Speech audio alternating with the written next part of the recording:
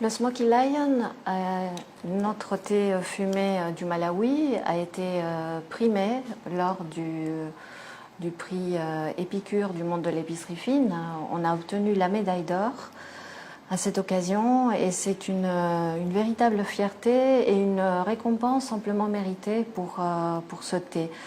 C'est pour nous une très grande fierté d'avoir reçu cette distinction et que ce soit le premier thé fumé du continent africain qui est détrôné sur le podium les thés asiatiques ou indiens qui s'y retrouvent de manière traditionnelle.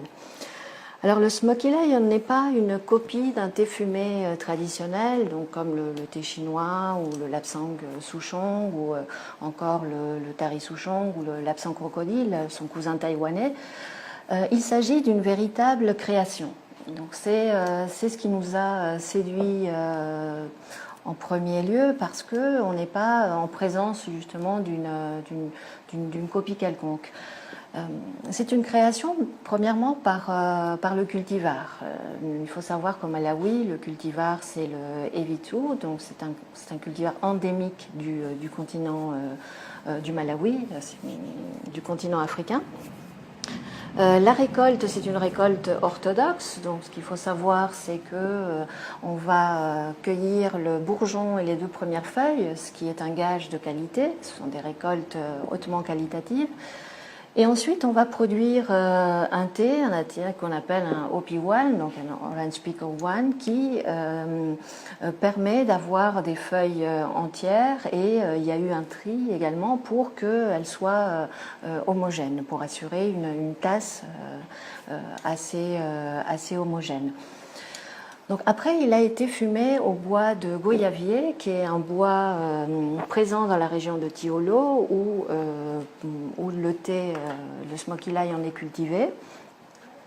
Le goyavier va lui conférer aussi quelques notes intéressantes au niveau gustatif, mais pour nous, c'était intéressant aussi qu'il ne soit pas fumé au traditionnel bois d'épicéa comme en Chine, parce que là, on est dans une démarche également d'encourager l'économie locale, puisque ce sont des petits producteurs de la région de Tiolo qui cultivent, qui produisent cet arbre, qui l'utilisent aussi bien pour les fruits que pour le bois.